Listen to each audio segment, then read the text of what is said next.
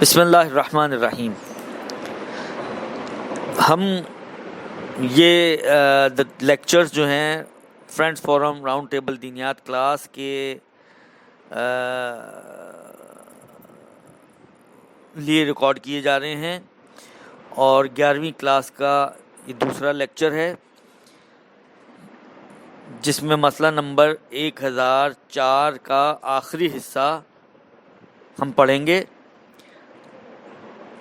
یہاں تک بات تو آ چکی تھی کہ آیات کو ہر آیت کے آخر میں توقف کرے، الفاظ کو واضح طور پر اور الحمد اور سورہ پڑھتے وقت اس کے ترجمے پر دھیان دے. یہاں تک بات آئی تھی. آج کی بات یہ ہے کہ اگر جماعت سے نماز پڑھ رہا ہو، دیکھیں آپ کبھی نماز کو فرادہ پڑھتے ہیں، کبھی جماعت سے پڑھتے ہیں. حالانکہ جماعت سے پڑھے انسان تو اس کا ثواب بہت زیادہ ہو جاتا ہے. خاص طور پر بعض روایتوں کے جملے یہ ہیں کہ اگر نماز پڑھنے والے 10 یا اس سے زیادہ ہو جائیں تو اس جماعت کا ثواب اتنا بڑھ جاتا ہے کہ پروردگار عالم کے علاوہ کوئی اور نہیں لکھ سکتا. تو آپ دوستوں سے میری گزارش یہ ہے کہ اگر آپ کے پاس موقع اور وقت ہو، ویسے یہ چیزیں ایسی ہیں کہ ان کے لیے وقت نکالنا چاہیے، ہو تو ان کو انجام دیں. نہیں، یہ غلط جملہ ہے ویسے، لیکن جو معاشرہ ہے اس کے حساب سے میں بول رہا ہوں. جو مصروفیات لوگوں کی بنی ہوئی ہیں کہ اگر آپ موقع نکال پائیں تو بہت ہی اچھا ہے کہ اپنی نمازوں کو جماعت سے انجام دیں. چاہے جاب بھی کرتے ہیں، اگر قریب میں کوئی آپ کے پاس ایسی مسجد میسر ہو جس میں آپ جماعت سے نماز پڑھ سکیں تو بہت ہی بہتر ہے. Well and good.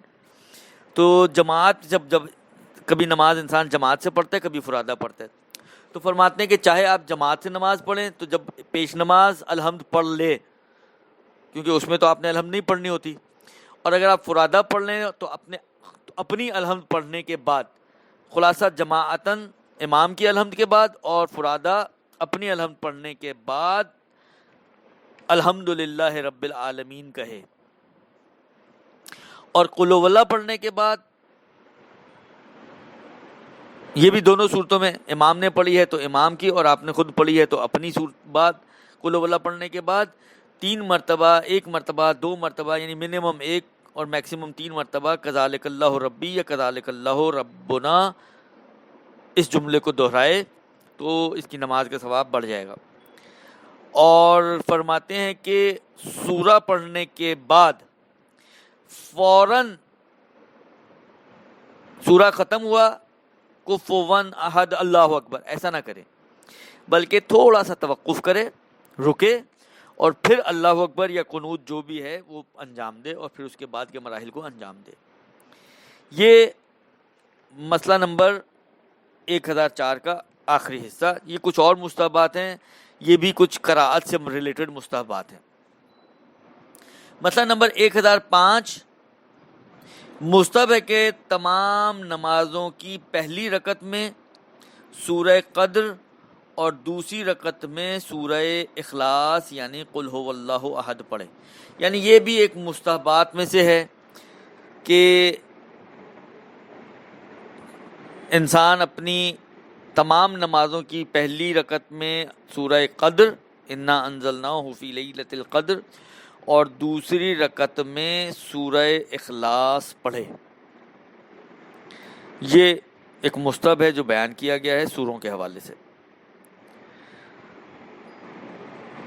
اور مستحبات نماز کا آخری مسئلہ 1030 فرماتے ہیں کہ مستحب ہے کہ انسان، اب یہ رکوع کے سے ریلیٹڈ مستحب ہے کہ رکوع میں کیا کرنا انسان کو چاہیے.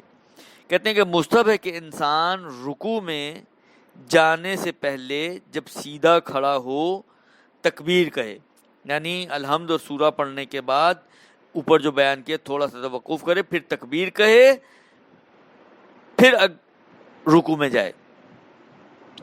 اور تکبیر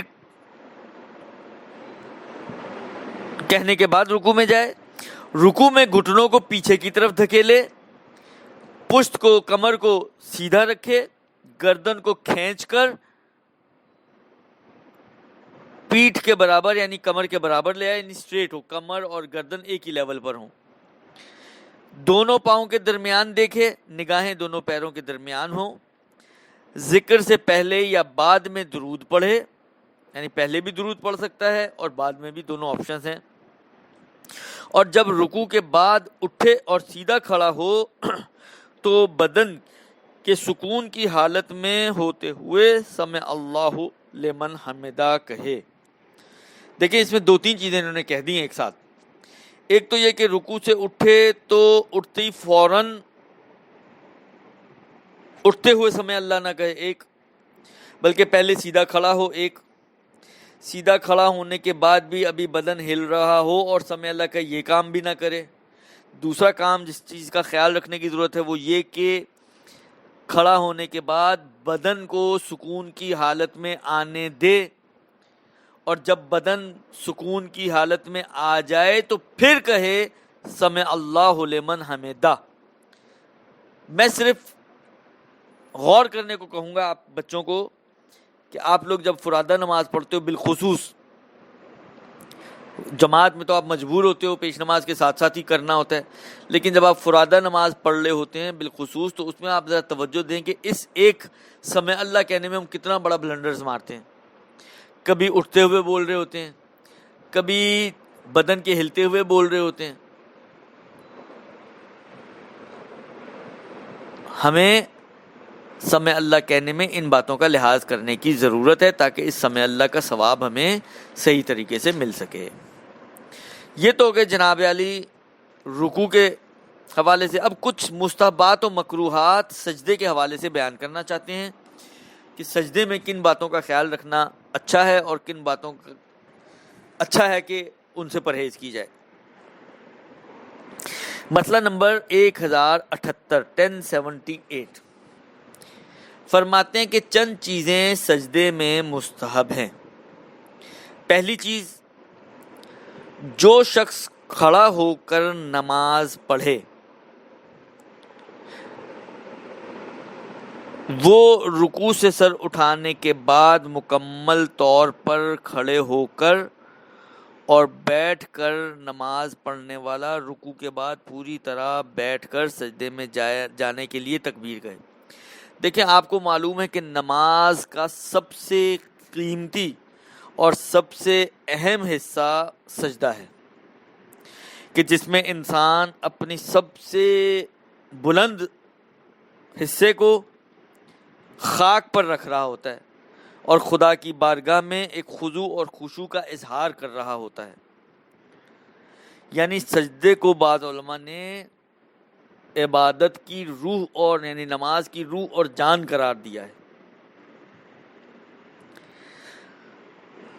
تو اس سجدے کو انسان اس طریقے سے انجام دے کہ یہ عبادت سب سے اہم حصہ ہے عبادت کا، وہ آپ کو سب سے زیادہ بینیفیشل ہو جائے آپ کے لیے. تو اس کے لیے کچھ باتوں کا خیال رکھیں. ایک تو یہ کہ اگر آپ کھڑے ہو کر نماز پڑھ رہے ہیں تو رکوع کے بعد سر اٹھانے کے بعد مکمل طور پر کھڑے ہو اور پھر سجدے میں جائیں، سجدے میں جانے کے لیے تکبیر کہیں. اور اگر آپ بیٹھ کر نماز پڑھ رہے ہیں تو رکوع سے اٹھنے کے بعد جب مکمل طور پر سیدھے بیٹھ جائیں تو بیٹھنے کے بعد پھر تکبیر کہیں اور پھر سجدے میں جائیں. یہ ایک. دوسرا، سجدے میں جاتے وقت مرد پہلے اپنی ہتھیلیوں اور عورت اپنے گھٹنوں کو زمین پر رکھے. دیکھیں بیٹھنا ہے نا سجدے کے لیے، تو بیٹھتے وقت جس بات کا خیال رکھنے کی ضرورت ہے وہ یہ کہ مرد پہلے اپنی ہتھیلیوں کو زمین پر رکھے اور عورت اپنے گھٹنوں کو زمین پر رکھے. اچھا، بعض جگہ پر اس کی علت بیان کی گئی. جب عورت اپنے گھٹنوں پر، دیکھیں آپ تھوڑا سا ذہن میں لیں کہ آپ کھڑی حالت سے سجدے کی حالت میں جا رہے ہیں اور آپ نے سجدے میں جاتے ہوئے پہلے اپنے ہاتھوں کو زمین پر رکھا تو آٹومیٹکلی آپ کا پچھلا حصہ اوپر آ جاتا ہے. لیکن اگر آپ پہلے گھٹنوں کو رکھیں گے تو آپ کا پچھلا حصہ جو ہپس کا حصہ ہے وہ جھک جاتا ہے. تو عورتوں کے لیے زیادہ ساتر اور حجاب سے موافق یہی ہے کہ وہ پہلے گھٹنوں کو رکھیں، جبکہ مردوں کے لیے ایسا ستر پوشی کا یعنی حجاب کا ایسا کوئی مسئلہ نہیں ہے، اس لیے مرد پہلے اپنے ہاتھوں کو زمین پر رکھیں۔ تیسری چیز ہے کہ نمازی ناک کو سجدگاہ یا کسی ایسی چیز پر رکھے جس پر سجدہ کرنا درست ہو۔ یہ بظاہر ایسا فیل ہوتا ہے بعض اساتذہ کے رویے سے اور عمل سے اور ان کے اقوال سے بھی البتہ، کہ اس مورد میں روایتیں یا تو بہت زیادہ تاکیدی ہیں یا بعض صحیح روایتیں بھی موجود ہیں، لہذا ہمارے بعض اساتذہ اس کو واجب کی طرح اس پر عمل کرتے ہیں کہ ایک سجدگاہ کو ناک کے نیچے بھی رکھتے ہیں۔ سجدگاہ یا کوئی بھی ایسی چیز جس پر سجدہ کرنا صحیح ہو، مثلا کاغذ، مثلا کیا کہتے ہیں وہ آپ کا لکڑی وغیرہ، لیکن آپ کو معلوم ہے کہ سجدہ خاک پر بہتر ہے، تو خاک رکھیں تو بہتر ہے، اور مرتے وقت بھی جو ایکسٹرا بچ جاتی ہے حنوط سے، وہ ناک پہ وغیرہ پہ بھی حنوط کرنا مستحب ہے اعضائے سجدہ کے بعد، ان پہ تو واجب ہے۔ تو ناک کو سجدگاہ پر رکھے، یہ مستحب ہے۔ چوتھی چیز کہتے ہیں کہ نمازی سجدے میں ہاتھوں کی انگلیوں کو ملا کر کانوں کے پاس اس طرح رکھے کہ ان کے سر قبلہ ہوں، قبلہ رخ ہوں۔ یعنی اس میں بھی دو تین چیزیں ہیں۔ ایک تو یہ کہ حالت سجدہ میں نمازی ہاتھوں کو جب زمین پر رکھتا ہے تو انگلیوں کو ملا کر رکھے، ایک یعنی انگلیوں میں گیپ نہ ڈالے، ایک۔ دوسرا یہ کہ اب رکھے کہاں، دور رکھے، چہرے سے ہٹ کر رکھے، کہتے ہیں کہ کانوں کے قریب رکھے، ہاتھوں کو انگلیوں کو ملا کر کانوں کے قریب رکھے، اور اس انداز سے رکھے کہ انگلیوں کے جو سرے ہیں وہ قبلہ رخ ہوں، یعنی آگے سے فولڈڈ نہ ہوں یا ٹیڑھی ویڑھی نہ ہوں، انگلیوں کے سرے قبلہ رخ ہوں۔ یہ مستحب ہے حالت سجدہ میں۔ پانچویں چیز یہ ہے کہ سجدے میں دعا کرے اور اللہ سے حاجت طلب کرے، اور بہتر ہے کہ یہ دعا پڑھے۔ البتہ یہ جو انہوں نے فرمایا ہے کہ سجدے میں دعا کرے اور مستحب بہتر ہے کہ کیا کہتے ہیں یہ دعا پڑھے، بالے یا خیر المسئولین و یا خیر المعطین ارزقنی وارزق عیالی من فضلک فانک ذو الفضل العظیم۔ یہ دعا اگر پڑھے تو زیادہ بہتر ہے، ظاہراً یہ معصور دعا اور منقول دعا ہے۔ اس کے علاوہ بھی کوئی اور دعا پڑھنا چاہے تو وہ یہ دعا پڑھ سکتا ہے، یا خیر المسئولین، اے سب سے بہتر جس سے مانگا جاتا ہے، و یا خیر المعطین، اور اے سب سے بہتر عطا کرنے والے،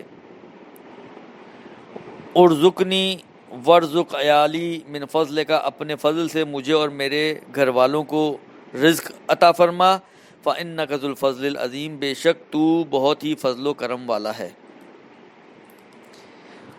یہ ہو گیا پانچواں مستحب۔ چھٹا مستحب یہ ہے کہ سجدے کے بعد بائیں ران پر بیٹھ جائے اور دائیں پاؤں کا اوپر والا حصہ یعنی پشت بائیں پاؤں کے تلوے پر رکھے۔ آپ نے اکثر لوگوں کو دیکھا ہوگا اس طرح بیٹھتے ہوئے کہ جب بیٹھے تو بائیں ران پر یعنی لیفٹ آپ کی ران کے بل بیٹھے، اس طرح سے کہ جب لیفٹ ران نیچے زمین پر ٹکے گی تو رائٹ والی فولڈ ہو کر پیچھے کی طرف جائے گی، اور رائٹ والے کا جو پیر کا اوپر کا حصہ ہے وہ لیفٹ والے کے جو پاؤں کا تلوا ہے اس کے اوپر قرار پائے گا۔ یہ اس طرح سے بیٹھنا مستحب قرار دیا گیا ہے حالت سجدہ کے بعد۔ اور ساتواں یہ ہے کہ ہر سجدے کے بعد جب بیٹھ جائے اور بدن کو سکون حاصل ہو جائے تو تکبیر کہے۔